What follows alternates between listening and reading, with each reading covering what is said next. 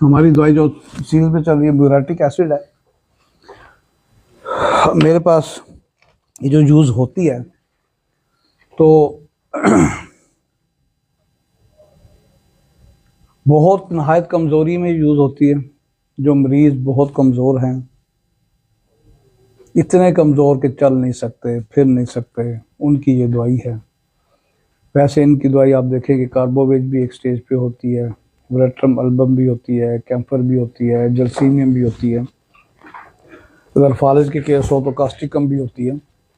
लेकिन म्यूरिक एसिड की ऐसी दवाई है ये कि मरीज़ अपने बेड पे उठ नहीं सकता किसी भी मर्ज़ में। फालिज है, ब्लड प्रेशर है, डायबिटिक है, ओल्ड एज है, मैंने इसको बड़ी ही अच्छा पाया। एक ये दवाई है और नंबर 2 लिख लें हाइड्रोसियानिक एसिड। ये दो दवाइयाँ ऐसी हैं कि मरीज़ों को इसने उठाया है।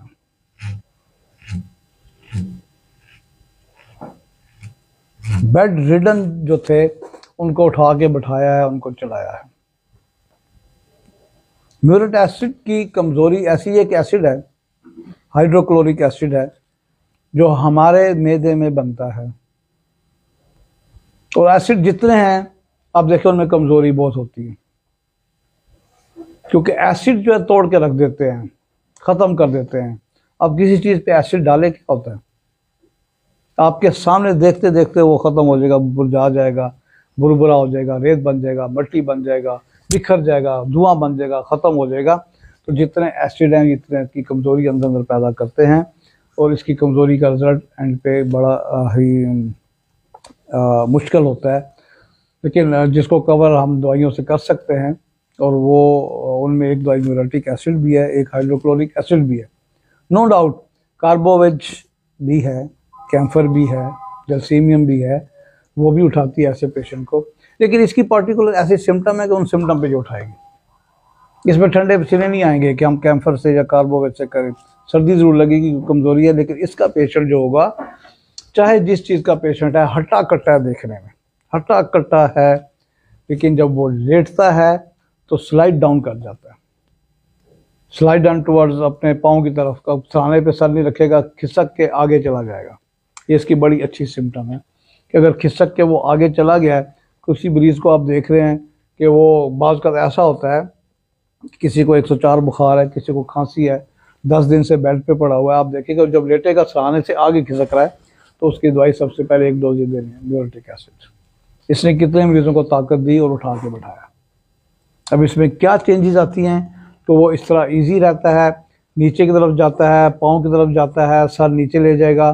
तो उसका म्यूरेटिक एसिड ऐसे पेशेंट को ये बड़ा अच्छा काम करती है। मैंने कई दफ़ा दी है, पेशेंट इससे बड़ी जल्दी रिकवर हो जाते हैं। नंबर 2, इसकी ऐसी कमज़ोरी होती है कि जब ये पानी पिएगा तो जो पानी है उसकी आवाज़ भी आपको आती है।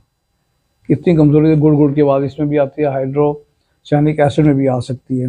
एक और दवाई भी उसमें भी आती है कि इतना कमज़ोरी होती है कि गुड़ गुड़ गुड़ की आवाज़ आ रही, क्योंकि उसके जो ओसोफेगस है वो इतनी कमज़ोर है कि उसे एक्सेप्ट नहीं कर रही, उसको रोक रोक के पानी अंदर जा रहा है और उसकी आवाज़ आ रही है।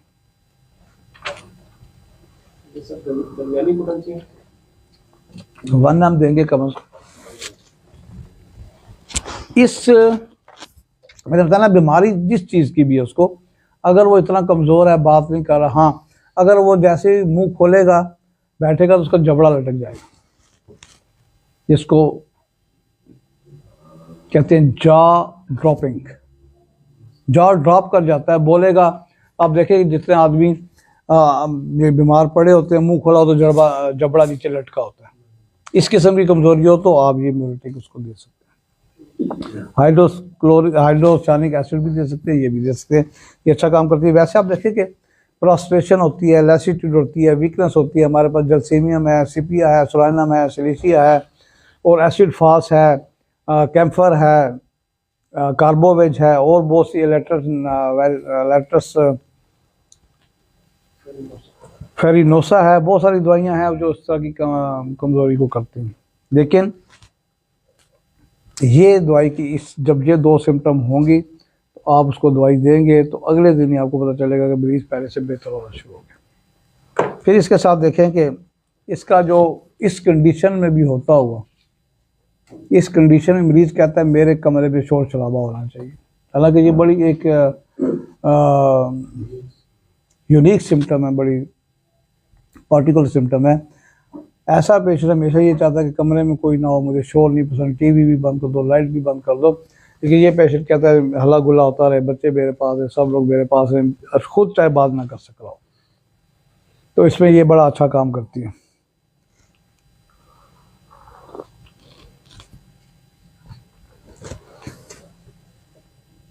बाकी आपको जलसीमियम का पता है, वो भी काम करती है, एसिड फास्ट भी करती है, लेकिन ख़ास सिम्टम इसकी है।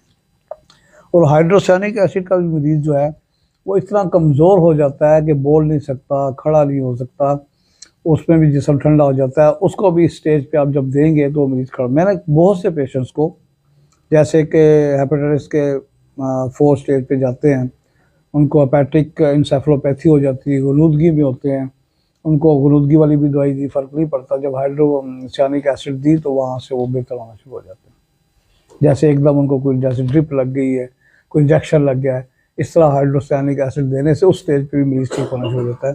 कि जो सेमी अनकॉन्शियस, सेमी कोमा में होते हैं, कोमा ग्रेड 1 में होते हैं, 2 में होते हैं, तो हाइड्रोसायनिक एसिड वहाँ पे ये काम करती है। वैसे ओपियम भी है, जलसीमियम भी है, ऐसी दवाइयाँ काम करती है, लेकिन ये भी करती हैं। और मैदे के लिए अगर आपका हाइपर, जी बिल्कुल दे सकते हैं। ये हाई लो का देखें, फिर मैं बता देता हूँ कि हाँ दे सकते हैं। देखिए ना, हाई का मतलब हाई नहीं है हमारे यहाँ। हाई का मतलब है कि हम इसको बहुत ही लतीफ़ करके दे रहे हैं, प्रोटोटाइज करके दे। हाई का तो ये मतलब है। अब हाई है तो लफ्ज़ गलत रख दिया गया, हमारे दिन में आ गया कि ये हाई होगा और बहुत हाई हो जाएगा, ऐसी बात नहीं है। ये इतनी प्रोटोटाइज हो गई है कि ये बिल्कुल हार्मलेस मेडिसिन बन चुकी है। अगर 30-200 1 कुछ हार्म करती है, ये हार्मलेस बन चुकी है। और एक पोटेंसी आप उसको दें ताकि उसको असर हो। अगर नहीं फ़र्क पड़ा आप बार बार दें। आप देखें ना, अगर ओपियम उसकी बन रही है, एक दें CM, दूसरी दें आधे घंटे बाद, तीसरी आधे, आपको केस क्लियर हो जाएगा कि इससे ठीक हो रहा है कि नहीं हो रहा, दवाई चेंज कर दें। जब हम क्रॉनिक एक्यूटनेस में, जब बड़ी ही सीरियस कंडीशन हो, तो हम दवाई हाई पोटेंसी भी चेंज कर सकते हैं और जल्द जल्द कोई प्रॉब्लम।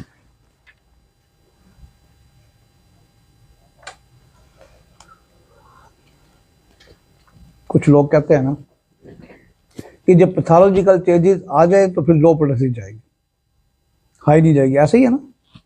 लेकिन पैथोलॉजिकल चेंजेस आई कैसी हैं कि उसका माइंड इतना ज़्यादा ख़तरनाक तरक्की कर गया है कि उसकी माइंड में ऐसे केमिकल चेंजेस आई हैं कि उसके नतीजे में उसकी जो ऑर्गन है, जो पैथोलॉजी है, उसमें चेंजेस आ चुकी हैं। तब उसके माइंड को जब ठीक करेगा तो फिर देंगे। जैसे मैंने अब्यूजिव का बताया आपको भी, हाई में देना तो फिर जो भी मर्ज वो लेके आए वो ठीक होना शुरू हो जाएगा इंशाल्लाह।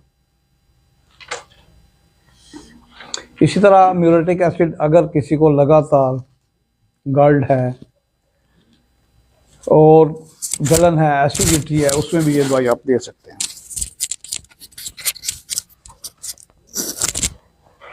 काम करेगी उसमें भी। जैसे जिसको हाइपर क्लोरोहाइड्रिया कहते हैं कि आपकी एसिडिटी ज़्यादा बन जाती है, तो उसकी वजह से हाइड्रोक्लोरिक एसिड ज़्यादा बन जाता है, जिसको हाइपर क्लोरोहाइड्रिया कहते हैं। अगर आपका एसिड ज़्यादा बन रहा है तो आपको जलन नहीं जाएगी। तो म्यूरेटिक एसिड देने से भी, क्योंकि ये है ही वही क्लोरिक एसिड, हाइड्रोक्लोरिक एसिड है, इसके देने से आपके मैदे का जो गैस्ट्रिक जूस है उसमें ताकत आती है, उसको आप दे सकते हैं। और हम नेट्रम फास्ट भी दे सकते हैं, इसमें हम रोबीनिया भी दे सकते हैं, हम H. पाइलोरी भी दे सकते हैं, हम इसको नेट्रम फास्ट भी दे सकते हैं। रोबीनिया, आयरस फास्ट, ये दवाइयाँ भी काम करती हैं। वैसे तो जलन में आप देखें आर्सेनिक देते हैं, नेक्सोमिका देते हैं, पल्स देते हैं, कास्टिकम देते हैं ना, ब्रायोनिया देते हैं, लेकिन सेकंड स्टेज में नेट्रम फास्ट आ जाती है, रूबीनिया आ जाती है, आयरस आ जाती है, थर्ड स्टेज में फिर ये म्यूरेटिक एसिड आ जाती है, जब ठीक H. पाइलोरी आ जाती है। अब यह है कि जब आपका मैदा ही ख़राब है और आपका हाइपोक्लोरिक एसिड हो गया है, हाइपोक्लोरोहाइड्रिया हो गया है, कि आपका जो एसिड है वो कम हो गया है, तो फिर तो ना नेट्रोफास काम करेगी, ना रूबीनिया करेगी, कुछ नहीं करेगी। ये सिर्फ हाइपर में काम करती है, हाइपो में नहीं काम करती। हाइपो फिर क्या काम करेगी, आपका अल्फा क्यू काम करेगा, अल्फा 30 में काम करेगा, आपकी आलनेस दवाई है वो काम करेगी, आपकी ट्रोबीडम है वो दवाई काम करेगी, एलनेस है वो दवाई काम करेगी। एक दवाई और भी है, मेरे जहन में भी नहीं आ रही, ऑस्टोनिया है, वो आप लगातार दें, तो वो आप लगातार दें, अल्फा 30 दे दें, तो आप देखिए कि उसके मैदे का जो गैस्ट्रिक जूस है वो नॉर्मल होना शुरू हो जाता है। और ये अमूमन बहुत बुजुर्गों में या बहुत बच्चों में ये बीमारी आती है। आप थोड़ा सा उनको खिला दें तो इंशाल्लाह ये ठीक हो जाता है। ज़्यादा होने की खटास है, जलन है, डकार है, गर्ड है, जिसको कहते हैं कि रात को आप लेटते हैं खाना खा के तो आपका सारा ऊपर चढ़ के आता है, ठीक है ना। तो जो कम होने की अलामत है कि आप खा रहे हैं आपको मोशन लग जाता है, आप दलिया खा रहे हैं आपको तब भी मोशन लग गया, आप ज़रा सा ओवर ईटिंग हो गया आपको मोशन लग गया, मोशन लग गए। फिर इसकी एक्सट्रीम ये हो जाता है कि इधर आप खा रहे हैं उधर मोशन के लिए भाग रहे हैं, इधर आप खा रहे हैं आप बाद का खाने के टेबल से उठ के भागना पड़ता है। तो उसके लिए ऑस्टोनिया आलनेस बेहतरीन दवाई है, ट्रोबीडम बेहतरीन दवाई है, फेरामेट बेहतरीन दवाई है, चाइना एलोज तो है ही है, क्योंकि ये 3 दवाइयाँ अगर आप सुबह दोपहर शाम ये 4 बना के दे दें तो इनके मैदे स्ट्रांग हो जाते हैं। अगर आप अपना को कॉम्बिनेशन बनाना चाहें कि मैदा ख़राब है, मैदा लूज़ है, ये 4 दवाइयाँ डाल दें तो उनके मैदे भी ठीक हो सकते हैं। जी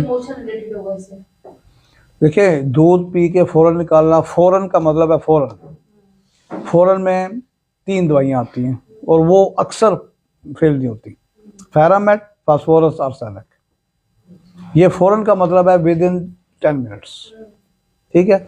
अगर मुंह में जा रहा है, अभी ज़बान पे ही रखा है, उल्टी है, तो फिर एकोनेट और एंडोक्रोडम है, ठीक है। अगर अंदर चला गया है, मैदे में पहुंच के वो चाहे 2 मिनट में आ रहा है वापस, चाहे 10 मिनट में आ रहा है, तो फिर फेरामेट है, फास्फोरस है, आर्सेनिक है। और अगर फ़ौरन मोशन आ रहे हैं तो चाइना एलोज तो है ही है, लेकिन वो है कि अगर आज आपने खाया है तो आपको कल मोशन आ गए जो कि आपको लूज़ हैं, आप मोशन कैन स्केप, आप कंट्रोल नहीं कर सकते, तो एलोज खा लेंगे। लेकिन जो आ रही है माँ के, मुझे, मेरे बच्चे को, या मेरे घर में ये पिछले 6 महीने से, साल से कि जो खाता है निकल जाता है, जिसको हम कहते हैं वीट एलर्जी कहते हैं, जिसको आम अल्फाज में सीलिक डिजीज़ कहते हैं, ठीक है। इसका ATT टेस्ट होता है, वो आप करवा लें तो उसमें पॉजिटिव आता है, थोड़ा सा दवाई खाए तो नेगेटिव आ जाता है, जिसको हम गंदम की एलर्जी भी कहते हैं। गंदम बेसिक चीज़ है, बच्चे वो नहीं खा सकते। लेकिन आप देखें कि हमारे दूसरे स्कूल ऑफ थॉट के इसका कोई इलाज नहीं है, कोई ऑथेंटिकेटेड नहीं, अगर है तो हमें बताया जाए, ऐसा नहीं है, सीलिक डिजीज़ का नहीं है। और हमारी इन्हीं 4 दवाइयों से आप देखें कि आपके मैक्सिमम पेशेंट इंशाल्लाह बच्चे ठीक होते हैं, मैक्सिमम। मैं तो, मेरे पास बच्चे आते हैं कि जी ये तो इतने साल से डॉक्टर ने मना किया इसको गंदम, मैंने कहा आज से शुरू करेंगे, जिस दिन से मेरी दवाई शुरू करें, साथ ही शुरू करें। इतना इमीडिएट फ़र्क भी डालती हैं कि 15 दिन के बाद वो आता कहता है हाँ जी अब ये गंदम भी खा रहा और बेहतर है, ठीक है। अगर कोई बेहतर नहीं है थोड़ी सी चेंज करें, थोड़ी सी दवाई चेंज करें, वो भी बेहतर हो जाता है, लेकिन अक्सर बेहतर हो जाता है। आलनेस, ऑस्टोनिया, ट्रोबीडियम और अल्फा ये दे सकते हैं। वो तो अगर फौरी तौर पे है ना जी, देखिए फेरामेट, फास्फोरस, आर्सेनिक का मैंने अभी बताया, ये आ रहा है कि अभी मुझे 2 महीने से 15 दिन से ऐसे होता है। जिसने कह दिया 6 महीने से चल रहा है उसको फिर ये दवाई देनी पड़ेगी। खाना खा रहा हूं बस यहाँ मेरा फंस गया, तुम्हारा मुंह में डाला मेरा यहाँ फंस गया, उसको क्या कहते हैं? यहाँ जो फंसता है ना, आर्सेनिक, नफ्स, कार्बोवेट लगाते हैं 3 दवाई, ये जगह इसको कहते हैं स्टर्नम। स्टर्नम बिहाइंड ऑसोफेगस है, इसके पीछे, यहाँ से यहाँ तक अगर फंसता है तो ये 3 दवाई है, ठीक है। ये दे दें आप, इंशाल्लाह ठीक हो, कवर हो जाता है। अच्छा जी, अब ये जो मैंने सेलेक्ट की थी म्यूरेटिक एसिड, ये बवासीर की बड़ी अच्छी दवाई है, इसलिए मैंने कहा था आज हम बवासीर को भी कवर करेंगे। और अराउंड द एनएस जो प्रॉब्लम है ये बड़ी शिद्दत से चल रही है, इनको भी हम आज कवर करेंगे इंशाल्लाह। तो वैसे आप देखें कि क्या कर चले, अब देखें कि बवासीर की तो आपको दवाइयाँ पता है, लेकिन आज हम कवर क्या क्या कर सकते हैं थोड़े थोड़े के लिए। पाइल्स, इसको हेमोराइड भी कहते हैं, ठीक है जी।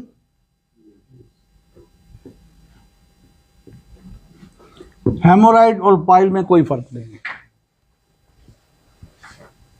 हेमो लग जाता है तो इसको कुछ लोग कहते हैं कि शायद ब्लीडिंग वाली पाइल, ऐसी बात नहीं है। पाइल्स में भी ब्लीडिंग हो सकती है, हेमोराइड में भी ब्लीडिंग हो सकती है। पाइल्स में भी पॉलिप्स हो सकते हैं, हेमोराइड में भी पॉलिप्स हो सकते हैं। आगे इनकी सिम्टम आगे जाएंगी, हम इस पर भी डिस्कस करेंगे। फिर उसके बाद आपका फिशर आता है, इस एरिया की बीमारी जो कि कॉमन होती जा रही है। फिर इसके फिस्टुला आता है, फिस्टुला आता है। फिर आता है एब्सेस आता है।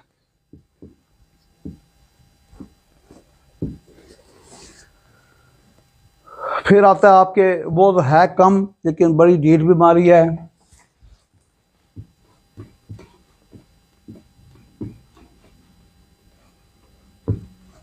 पाइलोडाइडल साइनस। ये बड़ी तकलीफ से सिम्टम्स हैं। स्फिंक्टर,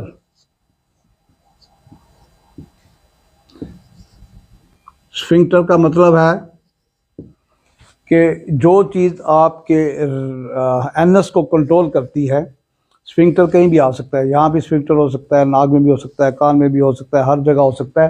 तो जब हम एनो लगा देंगे तो एनो का मतलब है कि स्फिंक्टर ऑफ एनस या रेक्टम। यहाँ फिशर हम लगाएंगे एनो, इसका मतलब हो जाएगा कि आपकी एनस में फिशर की प्रॉब्लम है। फिस्टुला कहीं और भी हो सकता है, तो जब एनो का लफ्ज़ लगाएंगे तो फिस्टुला एनस की हम बात कर रहे हैं। फिस्टुला दांत में भी हो जाता है, फिस्टुला कहीं भी जिस्म पे हो सकता है। एक ऐसा ज़ख़म जो जिसके दो मुंह हो जाएं, कहीं भी हो सकता है। ब्रेस्ट में हो जाता है, दांत में हो जाता है, किसी बाजू में हो जाता है, बगल में हो जाता है। तो अमूमन ज़्यादातर फिस्टुला क्योंकि एनस पे होता है, इसलिए हम आज डिस्कस इसी को करेंगे। एनल स्फिंक्टर है, एनल एनो एब्सेस है। एब्सेस आपको पता कहीं भी हो सकता है। फिर प्रोलैप्सिस है,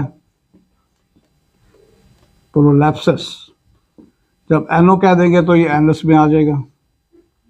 इचिंग है, एनो इचिंग कहीं भी खारिश हो सकती है, लेकिन इचिंग आपको पता है बच्चों को, बड़ों को बाद का शुरू होता है, ड्राइनेस हो जाती है। तो ये सारा जो उसका हम कहते हैं प्रोक्टाइटिस है।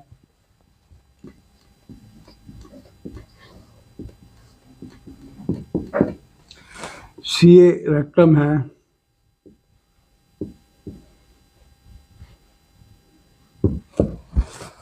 प्रोक्टाइटिस जो है ये थोड़ा सा गलतफहमी हो जाती है। एक लफ्ज़ है प्रोस्टेटाइटिस, एक लफ्ज़ है प्रोक्टाइटिस।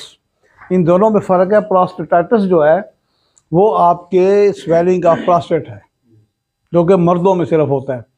प्रोक्टाइटिस ज़्यादातर ख़वातीन को होता है और ये स्वेलिंग ऑफ एनस है।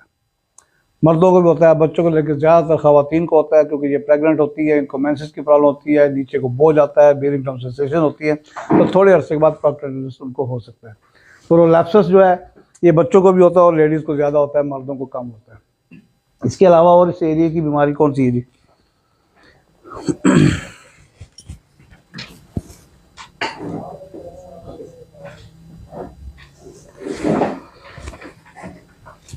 एक है ब्लीडिंग, ब्लीडिंग फ्रॉम एनस,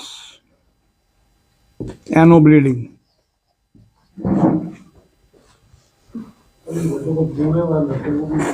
वो खारिश में आ गई है, इचिंग या स्कारिड्स इसको कहते हैं, कीड़ों की वजह से स्कारिड्स या इचिंग आ गई है। प्रोलैप्सिस है, एब्सेस है, ये सारी स्फिंक्टर। कॉन्स्टिपेशन एक अलग चीज़ है, डायरिया एक अलग चीज़ है, कोलाइटिस एक अलग चीज़ है, और आपकी वो है IBS वो अलग चीज़। वो फिर इसके अंदर कोलोन से जब आप अंदर दाखिल होंगे तो वो बीमारियाँ कोलोन में भी जाएंगी। वो जब उसकी कोई मेडिसिन आएगी तो हम चलेंगे, लेकिन अभी ये है। तो पाइल्स आप देखिए, हेमोराइड्स, इसमें पॉलिप्स भी हो सकते हैं, नहीं भी हो सकते। सिंपल ब्लीडिंग हो सकती है, कॉन्स्टिपेशन के साथ हो सकती है, लेकिन ये बीमारी बहुत आम है। जवानों में भी है, लड़कियों में भी है, लड़कों में भी है, बूढ़ों में भी है, बच्चों में भी है। बात का ब्लीडिंग ऐसी होती है कि बड़े परेशान होते हैं, जाके बैठो और ब्लीडिंग आ गई। बड़ी मुश्किल होती है। पाइल्स की ब्लीडिंग हो सकती है, अगर पाइल्स की नहीं तो अंदर कहीं से कोलोन की हो सकती है, तो वो ख़तरनाक भी हो सकती है, कैंसर की भी हो सकती है। इसलिए अगर आपके पास ब्लीडिंग का केस आता है, कोई दर्द नहीं, no pain, no burning, no tearing, no stinging, no splinter like pain, कुछ भी नहीं है, बात का ऐसे होता है, तो आप ना घबराएं, आप बिलीफोलियम और एमोनियम कार्ब दें। और बिलीफोलियम एमोनियम का आप देंगे तो आपके मैक्सिमम केसेस ब्लीडिंग के इसी से ठीक होंगे इंशाल्लाह। ऐसे हमें एमएमएलएस भी पढ़ाई गई है, उसके अपनी सिम्टम्स हैं कि उसके साथ पाइल्स होना लाजमी है, उसके साथ ब्लड का कलर लाजमी है कि ब्लैकिश हो, लेकिन एमोनियम कार्ब और मिलीफोलियम ये कवर कर जाते हैं ऐसे बच्चों को। मेरे पास 20 बच्चे आए जिनको डॉक्टरों ने डराया था कि हो सकता है ये चेक करेंगे कैमरा डाल के कैंसर भी हो, लेकिन वो इन्हीं 2 दवाइयों से ठीक हो चुके हैं। एमोनियम कार्ब बिलीफोलियम आपकी ब्लीडिंग को काम करती है। और अगर कभी रह जाए तो फाइकस रेलिजियोसा ये आप दें, और इससे भी ब्लीडिंग कंट्रोल हो जाती है। लेकिन अगर हेमामाइलिस के एग्जैक्ट सिम्टम है तो फिर हेमामाइलिस भी दे सकते हैं।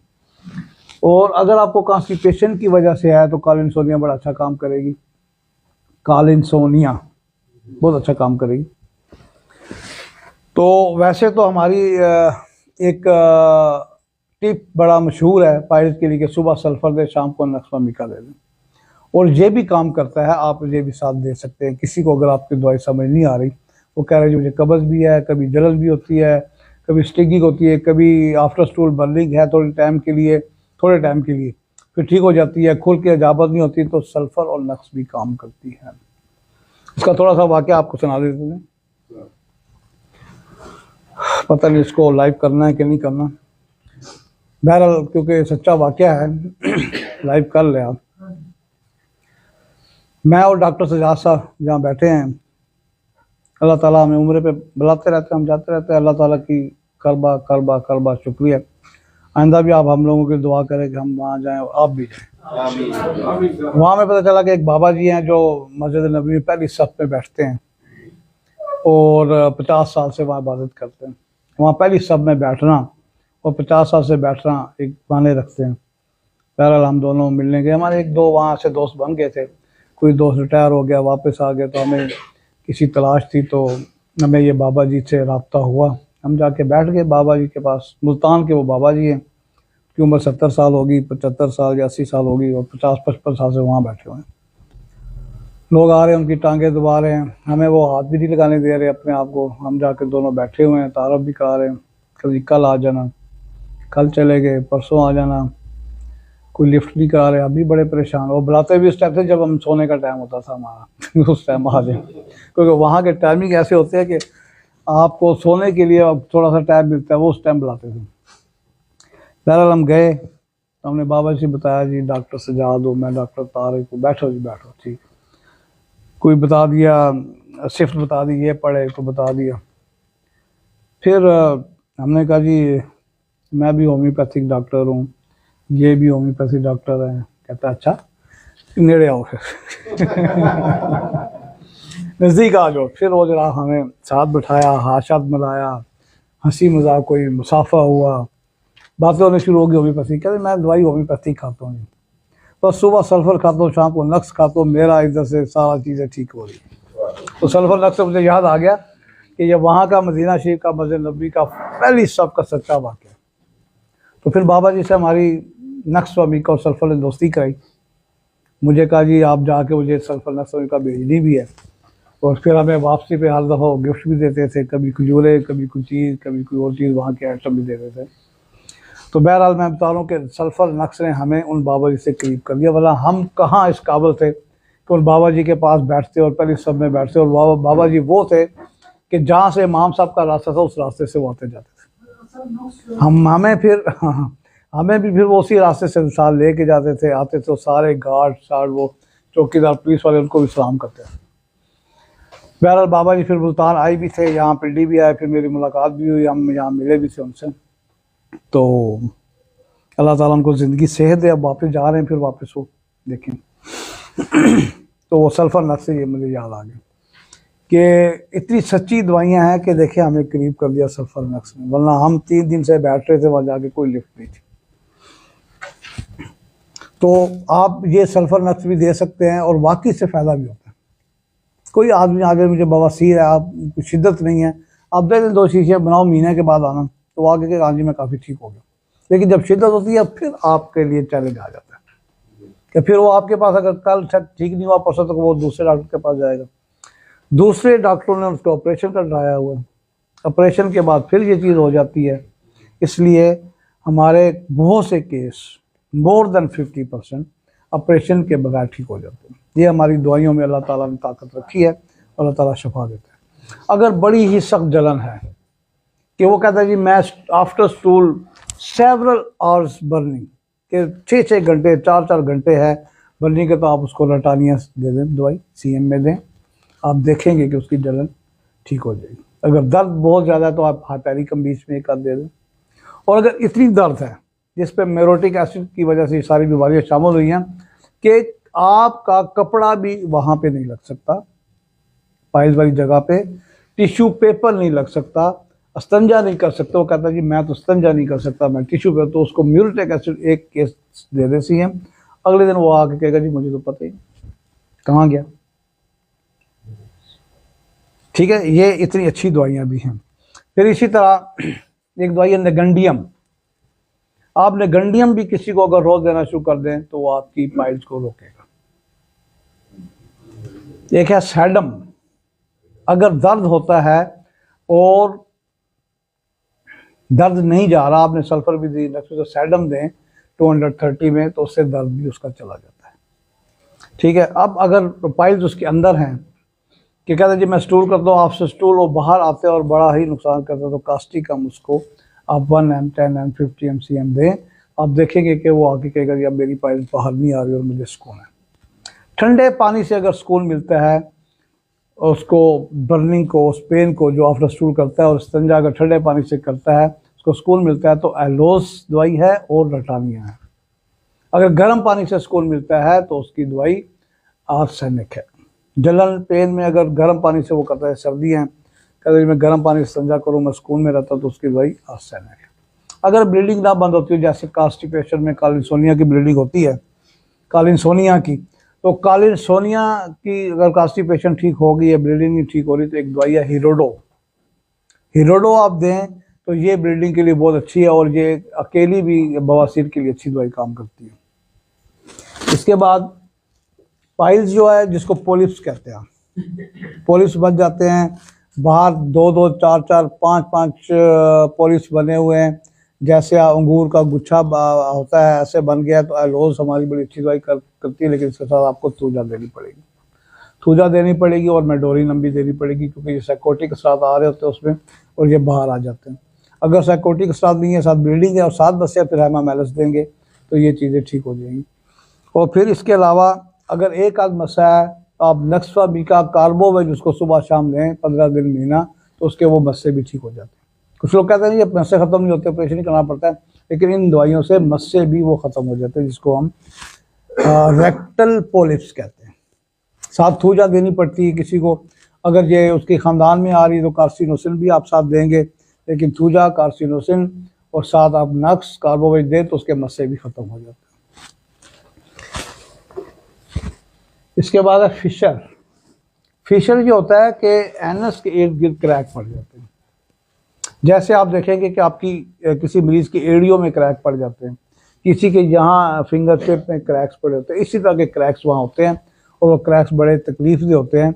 अगर उन क्रैक्स में जलन है, दर्द है, तो रटानिया इसमें भी काम करेगी, ग्रेफाइटिस इसमें काम करेगी, एस्टिनाइटिक इसमें काम करेगी, पेट्रोलियम इसमें काम करेगी। याद रखिए, पेट्रोलियम, ग्रेफाइटिस, रटानिया और एसिडाइटिक ये करेगी दवाई, और साथ आप इन सबको कैलेंडोला 30 की एक डोज कभी कभार दें, क्योंकि इंटरनल जितने आपके ज़ख़म हैं, कैलेंडोला इंटरनल ज़ख़मों को भी काम बेहतर कर, जहाँ भी ज़ख़म होता है आप कैलेंडोला साथ ज़रूर दें, ताकि अंदर से भी ज़ख़म ठीक हो, इन्फेक्शन ठीक हो जाए कर।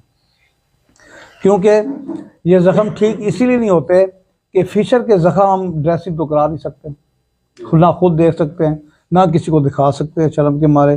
जब हद पे बात टप जाती है फिर बंदा सर्जन के पास जाता है कि अब मैं क्या करूँ। उससे पहले ना सफाई हो सकती है। कोई अगर आपका इन्फेक्शन रह गया तो अगले दिन फिर जख्म आ रहा है, तो कैलेंडोला ये करते हैं कि पीछे से उसको जख्म को ठीक करना शुरू कर देती है। इसके बाद है फिस्टुला। फिस्टुला भी आप देखें कि बड़ी ढीठ बीमारी है। इसके ऑपरेशन होते हैं, 1 होता है, 2 होता है, 3 होते हैं, फिर हो जाता है। लेकिन हमारी दवाइयों से फिस्टुला भी बड़े अच्छे रिजल्ट हैं। मोर देन 50% आप होम्योपैथिक दवाइयों से उसका इलाज कर सकते हैं, अल्लाह ताला उसको शिफा दे देता है। मोर देन 50% फिस्टुला की दवाइयाँ, चाहे ऑपरेशन हुआ चाहे ऑपरेशन ना हुआ। अगर तो सबसे पहले इसमें होता है कि पस आ रही है और खून आ रहा है। अगर ज़्यादा पेन नहीं है तो आप सिलेशिया से शुरू कर दें, सिलेशिया हाइपोटेक्सी देंगे। सिंगल डोज में भी ये काम करेगी और अगली दफ़ा मरीज आके कहेगा जी मुझे थोड़ा सा फर्क पड़ गया। ये फिस्टुला क्या होता है कि एक ज़ख्म आपके एनस के 1 इंच, आधा इंच दाएं बाएं ऊपर नीचे कहीं भी हो सकता है, और ये 2-3 इंच अंदर जाकर अंदर रेक्टम में भी खुलता है। जब रेक्टम में खुल जाता है तो फिर वहाँ से भी स्टूल आता है और एनस से भी स्टूल आता है, या वहाँ से सिर्फ पानी आएगा फिस्टुला से। फिस्टुला कहते हैं इसको, क्या है कि जिसके 2 मुंह बन जाते हैं, तो वहाँ भी मुंह बना है, वहाँ भी बना है। तो ये सिलेशिया देंगे, ये अंदर से उसको जख्म ठीक करेगा, खुश करेगा पास, लेकिन साथ कैलेंडोला देना ना भूले। जहाँ अंदरूनी जख्म है जो आपको नज़र नहीं आ रहा, आप कैलेंडोला उसको आपको देनी पड़ेगी ताकि अंदर से ठीक होना शुरू हो। अगर पेन है तो हैपरसल्फ देंगे, और इसके साथ थूजा और ग्रेफाइटिस भी चलेगी। अगर उसको अचानक हो गया है कि मैं जी कल तक ठीक था, परसों ठीक था, मुझे खांसी रहती थी, मुझे फलां थी, तो फिर बर्बेरस वुल्गैरिस उनको केलिया फास्ट देनी पड़ेगी। अगर वो कहे जी मुझे ये तकलीफें पहले थी, तो फिर बर्बेरस वुल्गैरिस इसकी दवाई है वो दें, तो इसका फिस्टुला वहाँ से रुकना शुरू हो जाता है। और अगर पस कम ना हो रही हो तो मायरेस्टिका आप CM में देंगे, कैलकेविया सल्फ भी देंगे। तो इन्हीं 4-5 दवाइयों से, बीच में अगर जलन है तो एंथ्रेक्सिनम भी है, याद रखिए। और अगर ख़ानदानी है तो कार्सिनोसिन भी है, ट्यूबर भी है, ख़ानदानी चला रहा है, ठीक है। और इस एरिए की जहाँ भी है थूजा भी इस एरिए की दवाई है। कारज़बाल भी इस की दवाई है। कारज़बाल ऐसी दवाई है आपके शायद इल्म में, मुझे नहीं पता हो कि ना हो, कि बड़े बड़े ऑपरेशनों से बचा लेती है। चश्मे का पानी है कारज़बाल, लेकिन इस पे लिखा हुआ है कि एनस की जगह पे अखरोट जितने भी अगर आपकी रसोलियाँ मौके होंगे तो कारज़बाल को ठीक करती है। तो मैंने चंद पेशेंट को दी है तो वो बड़े एकदम मिराकली तौर पर वो ठीक हुए हैं कि उनकी ऑपरेशन ख़त्म हो गए। कारज़बाल CARLSBAD, ठीक है जी। ये भी इसकी बड़ी इंपॉर्टेंट दवाई है, और ये दे ताकि इस एरिया की दवाइयाँ थूजा, कारज़बाल,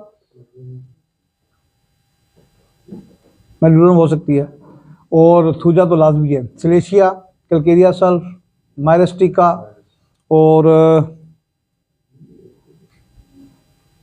ये तो ख़ास दवाइयाँ नहीं, एंथ्रासिन, कैलेंडोला, ये नहीं भूलने आपने। इन्हीं इसी साइकिल में रखें, ये 7-8 दवाइयों में आप देखेंगे कि आपके केस इंशाल्लाह ठीक होते जाएंगे। लेकिन अगर साथ आ गया कि ये बीमारी डॉक्टर साहब फलानी दी ऐसी तैसी, बीमारी को भी गाली निकालेगा, तो फिर आपने पहले वो दवाई देनी पड़ेगी, ठीक है। हाँ, अगर फलानी आ गई है बीच में तो फिर आपको दूसरी दवाई देनी पड़ेगी, ये याद रखेंगे। अच्छा जी, फिस्टुला बड़ा इजी है, यकीन करें, ठीक है। सेहत अल्लाह ताला ने देनी होती है, हमारे हाथ में कुछ भी नहीं है। जो मुझे आके मरीज कहते हैं डॉक्टर साहब आपने ठीक कर दिया, मैं तो कहता हूँ जो वापस अल्फाज वापस करें, अल्लाह से माफ़ी मांगे। कुछ कहते हैं आपके हाथ में शिफा, मैं कहता अल्फाज वापस करें। मैं खुद बीमार होता हूँ, मैं नहीं ठीक होता अपनी दवाइयों से, तो आप क्या कहते हैं मेरे हाथ में कहाँ खाक शिफा है? शिफा अल्लाह के पास, ठीक है। तो ये एक रखें सबका शिफा अल्लाह के पास होनी है, बस आप ठीक हो जाए। तो मैं कह रहा हूँ शिफा अल्लाह के पास है, ऐसे मर्ज इन्हीं 7-8 दवाइयों में ठीक हो जाए। कॉन्फिडेंस पैदा करें, पोटेंशियाँ पैदा करें और दवाई दें, ठीक है। पोटेंशियाँ नहीं होंगी तो काम नहीं चलना। 30-200 ये बता दूँ, ये ऐसी बीमारियां हैं, ऐसी हैं कि इस पे 30-200 पे काम नहीं आपका चलना। तो वो तो मतलब एज ए आप दे रहे हैं ना इसको एंटीसेप्टिक, वो सिम्टम पे नहीं है, सिम्टम पे नहीं है ना, तो सिम्टम नहीं है उसकी, वो सिर्फ जख्म एंटीसेप्टिक ठीक करती है, पोटेंशियल में भी करती है, क्यू में भी करती है। अब क्यू यहाँ कहाँ लगाएंगे आप अंदर, दूसरे साइनस में जाके कहाँ क्यू लगाएंगे, बाहर कहाँ लगाएंगे, खाएंगे। आपके अंदर जैसे जख्म हो जाता है कोई फेफड़ों में, कोई हार्ट का, तो आप कैलेंडोला साहब दें, अंदर तो नहीं लगा सकते, वो अंदर से काम करती है। इसी तरह पाइल्स के जख्म है, उसमें भी आप दें। फिस्टुला, एब्सेस, अब बात कर एब्सेस, फिस्टुला, फिशर में हमें पता नहीं चलता कि क्या करना है। एब्सेस फोड़ा होता है, आम फिंसी फोड़ा निकल आता है, और ये भी बहुत तंग करता है, और ये भी बार बार निकलता है। फिर अगर सही प्रॉपर इलाज ना हो तो हर 15 दिन बाद, महीने बाद ये फिर निकलेगा, फिर वहाँ से थोड़ी सी पीप बहेगी, ठीक हो जाएगा। लेकिन अगर आप शुरू में इसका ट्रीटमेंट कर दें और ये ठीक होना शुरू हो जाता है। अगर दर्द बहुत ज़्यादा है, बहुत ज़्यादा है, बहुत ज़्यादा है, और अगर वो मरीज़ कहता है कि जी मेरी जो फिंसी या फोड़ा है ये नीले रंग का है, तो फिर ब्यूरेटिक एसिड इसकी दवाई होगी, और टेरेंटोला क्यूब, टेरेंटोला क्यूब। और ब्यूरेटिक एसिड भी नीले रंग की ब्लूइश बवासीर होती है, और ब्लूइश जख्म होते हैं इसके, तो वहाँ ब्यूरेटिक एसिड काम करती है। टेरेंटोला क्यूब दें, और फिर इसके साथ अगर दर्द ज़्यादा आप हाइपरसल्फ भी दें, ठीक है, आप फेरमफास्ट भी दें, आप अर्निका भी दें। ये सारी चीज़ें उसको ठीक करती है, एब्सेस की जो दवाई हैं। और अगर एब्सेस उसको होता है जब भी वो मरागन चीज़ खाता है, तो 7 पाल स्नक्स फिर आपको देनी पड़ेगी, वो साथ देनी पड़ेगी। और जब भी अगर वो खाएगा ऐसी चीज़ें, आप देखेंगे कि उसको फिर एब्सेस निकलेगा, और फिर पीप निकलेगी, 2 दिन दर्द होगा, तीसरे दिन पीप निकलेगी। अगर आप पहले नक्स पास दे देंगे तो वो ठीक रहेगा। अगर एक्सेस अंदर से आ रही है, मतलब एनएस पे कुछ नजर नहीं आ रहा, लेकिन अंदर से तो पास अगर आ रही है, इसका क्या होगा? फिस्टुला में यही होता है ना, बात का नज़र तो नहीं आता, हल्का सा सराख होता है, नज़र नहीं आता। तो अगर अंदर से पास आ रही है, पेनफुल है, तो आप हाइपरसल्फ देंगे। इतनी पेन है कि वहाँ पे आप हाथ नहीं लगा सकते, तो टेरेंटोला क्यूब, म्यूरेटिक एसिड देंगे, सिलेशिया देंगे। मैं ये बता रहा हूँ ना कि देखें, आप 10 के 10 मरीज ठीक नहीं होंगे, अगर 5 को भी आप लेके चलते हैं और वो थोड़े अर्से में ठीक होते हैं, बहुत बड़ी कामयाबी है। और पोटेंशियल आपको ये इस्तेमाल करनी पड़ेगी, फिर तो ठीक हो जाएगा। अब स्फिंक्टर, स्फिंक्टर वो है कि ये कई जगह हमारे पास स्फिंक्टर हैं।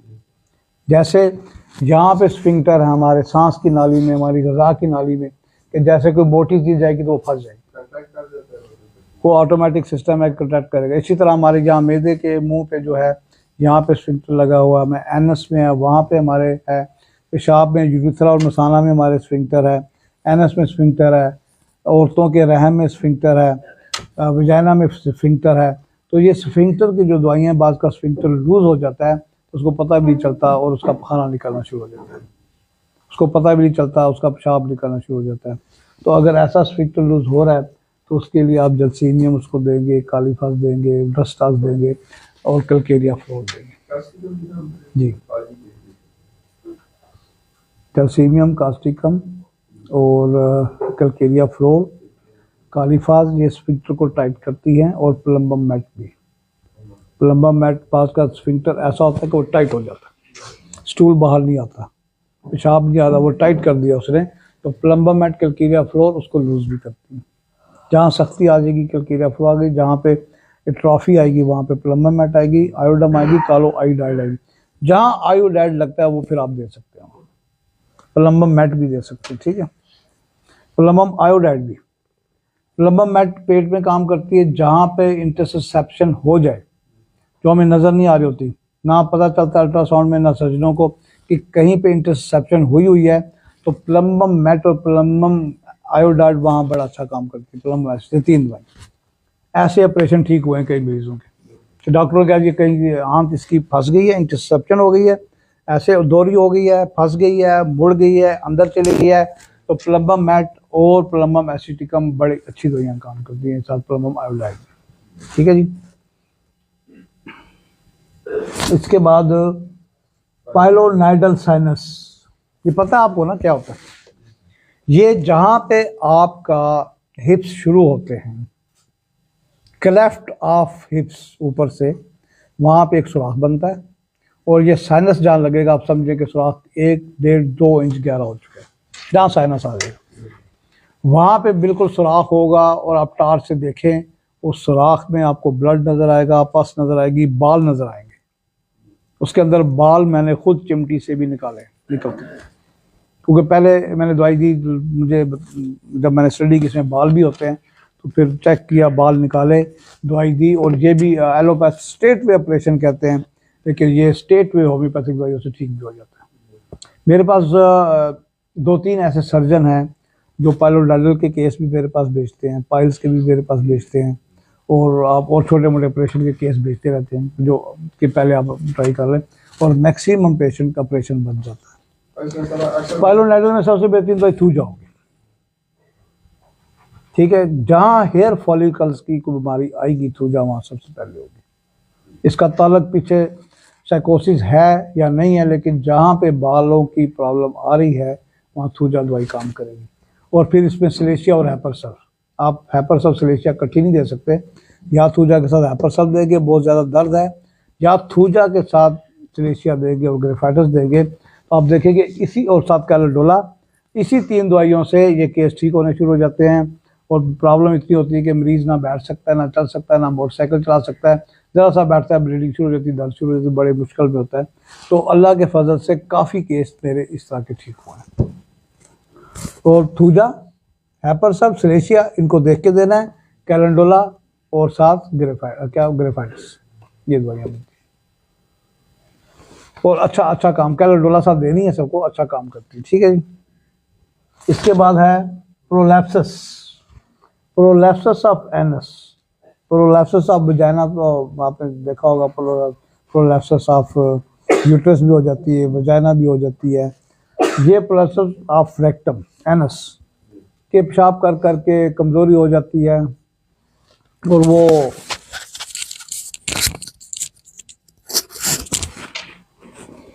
खाने की जगह बाहर आ जाती है। अमूमन ये फीमेल्स को और बच्चों को प्रॉब्लम होती है, जेंट्स में बहुत कम देखी गई है। और इसमें बेहतरीन दवाइयाँ काम करती है, पोडोफाइलम, रूटा, इग्नेशिया, म्यूरेटिक एसिड। और मैं इसको हाई भी देता हूँ, लो में नहीं देता हूँ। पोडो, इग्नेशिया, रूटा, म्यूरेटिक एसिड। रूटा में तो बंदा ज़रा सा ओकुड़ होके बैठे तो प्रोलैप्स हो जाएगा, तो खाना करने के बाद प्रोलैप्स हो जाएगा, तो आपकी पोडोफाइलम बेहतरीन काम कर जाएगी। म्यूरेटिक एसिड भी अगर पुराना केस हो जाए, ठीक ना हो तब भी, इग्नेशिया भी अगर पुराना केस हो जाए, जैसे इग्नेशिया आप देखें कि किसी जगह पे अगर रेट्रोसेंट है, जैसे पीनस रेट्रोसेंट हो जाता है, तो इग्नेशिया वहाँ काम करती है। और जहाँ पे इस चीज़ को अंदर रहना चाहिए, उल्टा बाहर आ रहा है, तो वहाँ पे इग्नेशिया काम करती है और काम करती है।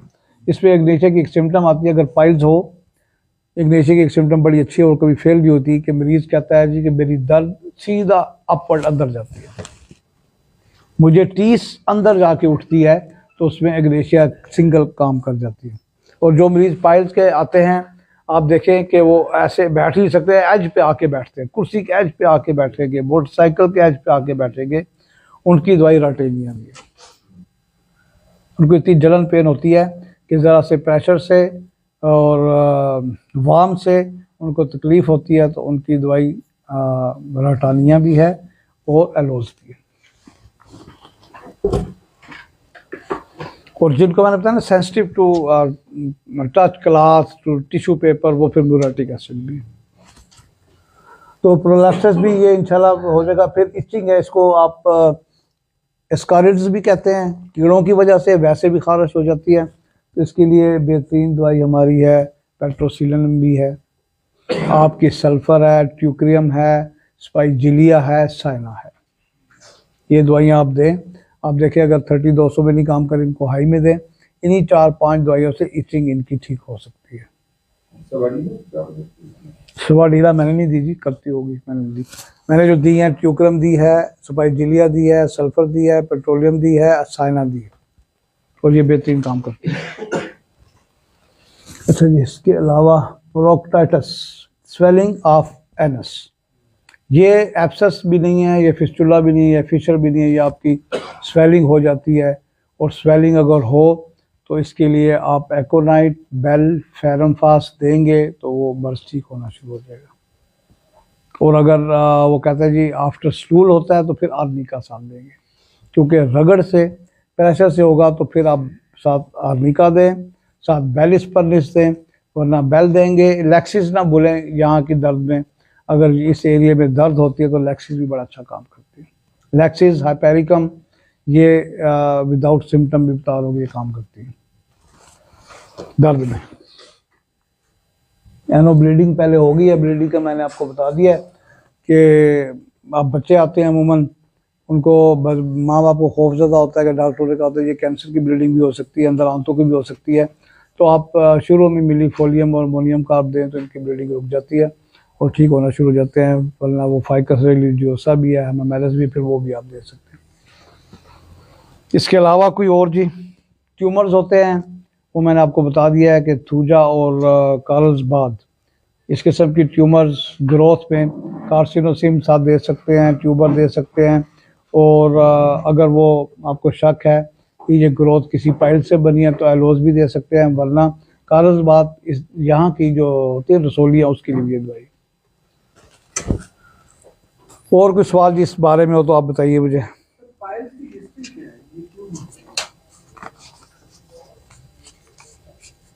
फाइल्स की हिस्ट्री काज का है ना, ठीक है ना। काज इसकी ये होती है कि जब आप खाने पीने में बदपरहेजी करेंगे तो फिर आपके मैदा वीक होगा पहले लाजमी, फिर आपके इंटेस्टाइन में फ़र्क आएगा और फिर आगे आके एनएस पे ये सारा दबाव होता है। ठीक है, आप बैठने का काम करते हैं, कई लोग बैठे रहते हैं 10-10 घंटे, उनकी कुर्सियां ऐसी हैं कि रैक्सीन की सीट है, लेदर की सीट है, वहाँ पे कोई हवा की क्रॉसिंग नहीं हो रही और वो खा भी फिर मुलज़म चीज़ रहे हैं, सेडेंट्री लाइफ गुजार रहे हैं। तो सेडेंट्री लाइफ गुजारने वालों को ज़्यादा पाइल्स होती है, जो लोग बैठे रहते हैं। उनमें क्लर्क होते हैं, डॉक्टर होते हैं, जो बैठ के काम करते हैं, जो ऑफिस में बैठ के कंप्यूटर के आगे लगे रहते हैं 8-8 घंटे 10 घंटे, उनको ये बीमारी होती है। लेकिन अगर खाना पीना ठीक हो तो ये बीमारी नहीं होती। अगर लेकिन आजकल आपको पता खाना पीना ठीक कैसे हो सकता है, आधा औरतों का काम तो राइडर ने संभाल लिया, फिर पांडा वाले भी हैं, चीते वाले भी हैं, और जो पता नहीं और नोविया वाले भी हैं, क्या क्या आ गए। तो जब बाहर से ऐसी चीज़ें आएंगी, मसाले बाहर के आएंगे तो कहाँ ठीक होगा, ये बीमारी ज़्यादा ही होगी। आप घर में देखेंगे रोज़ अगर आपके घर में एक सब्ज़ी पके, सब्ज़ी का मतलब है सब्ज़ी, कद्दू, शलजम, मूली, मूली के पत्ते, शलजम के पत्ते, ये रोज़ एक दफ़ा खाएं आपको बवासीर नहीं होगी, ना जरकान होगा जी। बिल्कुल है, वो तो हर बीमारी में आता है ना, मियाज़मेटिक में आएगा कि अगर हिस्ट्री आपकी टीबी की है, हिस्ट्री आपकी साइकोसिस की है तो असरात उसके आते हैं, कैंसर के उसके असरात आएंगे, बिल्कुल है, ये हर बीमारी में है। कुछ पेशेंट आते हैं कहते हैं वो एनएस के अंदर रिंग सा बना हुआ है, तो वहाँ फंस जाता है, जो उंगलियों से निकालते हैं, वो कॉन्स्टिपेशन रेशा आता रहता है वहाँ से, तो घंटा देखिए, एक है ओजिंग फ्रॉम एनस।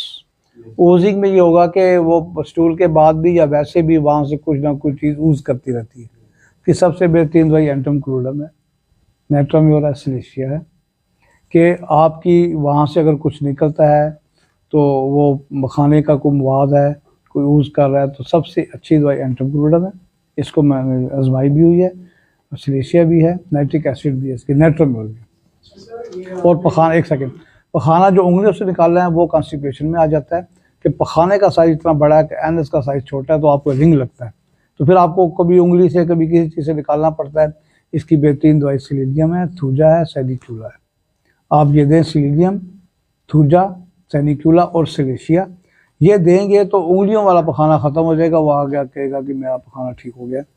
और ये उंगलियों की थूजा भी है इसमें। और कुछ बच्चों का पखाना इतना बड़ा होता है कि जब वो WC में गिरता है तो उसके माँ बाप देख के परेशान होते हैं, ये बच्चे का इतना मोटा पखाना कहाँ से आ गया। इमेजिन नहीं कर सकता कि इतना मोटा वो लंप आया है, स्टूल लंप, के भैया उसकी दवाई लैक्ट डेफ है, ऐसी कब्ज़ की जी। आपने कहा कि रेगुलर अगर दी जाए तो किस पोटेंसी में 30 में देनी पड़ती है। बार नहीं आप केस ले सके, रश होता है। उसने कहा जी मुझे भी जल्दी है, मैं आया हूँ ज़ात के बीच से, मैंने नंबर भी नहीं लिया, बस बवासीर है मुझे, तो सल्फर नक्स लिख के देता हूँ, ज़्यादा नेगेंडियम दे देता हूँ साहब में, ये 3 दवाइयाँ देता हूँ, तो महीने बाद कहता जी मैं बहुत देता हूँ। या फ़ोन करेगा जी दवाई भेज दें मैं भेजता हूँ। नेगेंडियम 30 में। जब आपको कोई सिवियरिटी नहीं पता, कोई हिस्ट्री नहीं पता, फिर 30 में देंगे। हाँ अगर वो चीख रहा है, रो रहा है, हाई कर रहा है, फिर आप हाई में देंगे। तो और कोई क्वेश्चन? अगला है? हाँ ये तो है क्या, सीए रेक्टम दरमियान में। सीए रेक्टम ये आजकल लोगों को हो रहा है, सीए वैसे ही ज़्यादा हो रहा है हर चीज़ का तकरीबन, तो रेक्टम के भी केस आते हैं। लेकिन अगर शुरू में आ जाए तो ये ठीक हो जाता है, और अगर मिडल में भी आ जाए तो ये प्रॉब्लम ठीक हो सकती है। सबसे पहले आप उसका खाना पीना फीका कराएंगे, सब्जियां उसके ज़्यादा कराएंगे, गोश्त कम कराएंगे, दालें कम कराएंगे, ये लाजमी है इसमें। आप ये कराएंगे, 7 कैलोडोला देंगे, ठीक है। इसके बाद अगर जलन है, कार्सिनोसिन से शुरू कर दें, ठीक है। अगर इसके ख़ानदान में टीबी है, ट्यूबर से शुरू कर दें, कार्सिनोसिन, ट्यूबर, थूजा, काली कार्बोहाइड्रास्टस, ये दवाइयाँ यहाँ पे काम करेंगी। कार्लसबाद इसके कैंसर को थोड़े से पेशेंट ये ठीक हुए हैं इन्हीं दवाइयों से। Carcinosin, tuber, thuja, graphites, hydrastis, calendula. इसके ना आपको देनी पड़ेगी दवाई, जब बना के दे दें। शुरू में मेरे पास आते हैं तकलीफ ज़्यादा, मैंने कहा आप जिसको मर्जी चेक कराएं, एलोपैथिक दवाई भी साथ खाइए, खाएं। अगर महीना 2 महीना खा लेते वो ठीक होना शुरू हो जाता है, क्योंकि कैंसर में ब्लीडिंग हो रही होती है, ठीक है। फिर ब्लीडिंग के लिए आपको अमोनियम कार्ब, मिलीफोलियम, MMS भी देनी पड़ेगी, फाकस रेलिजियसिया भी देनी पड़ेगी, फास्फोरस भी देनी पड़ेगी। और सिमिलर अगर ब्लीडिंग उसकी ब्राइट है और थिन है, लिक्विड नमा बिल्कुल है, तो फिर फास्फोरस काम करेगी, वरना आपकी MMLS अगर गाड़ी है कम करेगी, वरना अमोनियम कार्ब इस एरिया की ब्लीडिंग में काम करती है अंदर। मिलीफोलियम जहाँ भी ब्लीडिंग काम करेगी। डायरिया कह रहे, फिर तो ये काज तो यही है ना, काज तो आप कार्सिनोसिन उसको देंगे, ट्यूबर देंगे, और फिर आप कराएंगे। वैसे सीए रेक्टम में सबसे ज़्यादा ब्लीडिंग होती है, कि वो ब्लीडिंग जब चेक कराते हैं डॉक्टर कहते हैं बवासीर तो आपको है ही नहीं है, ये अंदर से ब्लीडिंग हो रही है। तो अंदर से ब्लीडिंग के लिए फिर आप ये 7 कार्सिनोसिन मस्ट है, ट्यूबर मस्ट है, हाइड्रासिन मस्ट है, ये 3 दवाइयाँ। इस एरिया की कार्लसबाद भी दवाई है अगर अंदर कोई ग्रोथ हो रही है, और फिर आपकी जो दूसरी हाइड्रासिस है वो भी साथ दो। तो ये 6-7 दवाइयों से केस कंट्रोल हो जाता है। सर जी एक पेशेंट दिल का भी मरीज है, और उसका जो नसा जो है ना बाहर साइड, मौका नसा जो है ये बाहर साइड पे दर्द वर्द नहीं कर रहा बस। अगर दिल का मरीज है और उसको पाइल्स की है तो कालिनसोनिया सबसे पहली दवाई है, उसका दिल भी ठीक होगा कालिनसोनिया से। पहले पाइल्स हो, उसको हार्ट अटैक हो गया है, उसको दिल की कोई बीमारी हो गई है, कोई उसकी कॉर्नरी बंद हो रही है, कोई उसके वेल में प्रॉब्लम आ रही है, लेकिन उसको बवासीर थी क्या है, तो सबसे पहले दवाई फिर भी कालिनसोनिया, ठीक है ना, कालिनसोनिया से भी। और एक और चीज़ मैं आपको बताऊं, टिप मैंने आजमाया, हमारी ज़िंदगी का कल को किसी का कोई पता नहीं, बिल्कुल कतन कोई पता नहीं, अल्लाह को पता है कि हम बैठे बैठे हंसते बातें करते जहाँ से चले जाएं या बेड पे जाके जाएं, कोई पता नहीं। लेकिन लिथियम कार्ब एक ऐसी दवाई है कि CM या 1M आप किसी को भी दें तो हार्ट अटैक का ख़तरा ख़त्म हो जाता है। मैंने आज से बहुत से मरीज़ों को दी है, और मेरे इल्म के मुताबिक उनमें से किसी को हार्ट की प्रॉब्लम नहीं हुई, ना हार्ट अटैक हुआ, ना कोई प्रॉब्लम हुई।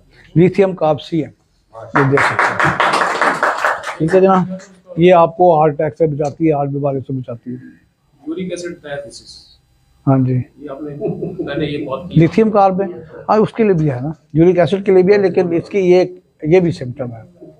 अब वो चाहे हार्ट अटैक, शुगर के जो जख्म नहीं ठीक होते हैं तो उन तरीके से देखिए जी, शुगर ठीक, तो शुगर पहले ठीक होगा तो जख्म ठीक होगा ना, पर तो कैसे ठीक होगा। हमारे पास डायबिटिक फुट के पेशेंट आते हैं जिनको जख्म बड़े खुले भी होते हैं, लूज भी होते हैं, पस भी हो रही होती है, हम उसको कार्सिनोसिन सिलेशिया में देता हूँ। सिलेशिया सबसे पहली दवाई है, उनके जख्म ठीक करना शुरू कर देती है, ठीक है।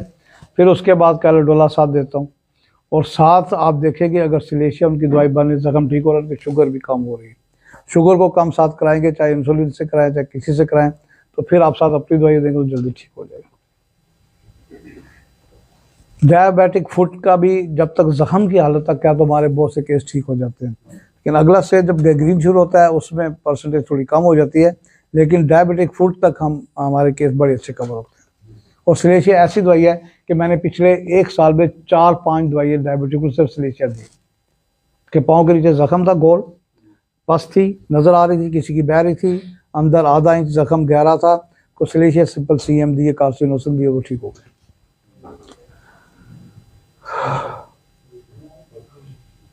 अगला हमारा 6 बजे अगला रोज़ों में है। रोज़ों में हम कैंसिल करते हैं क्योंकि अगर अल्लाह ताला ने हमें बुलाया वहाँ उम्रे के लिए तो वहाँ भी प्रोग्राम बनेगा।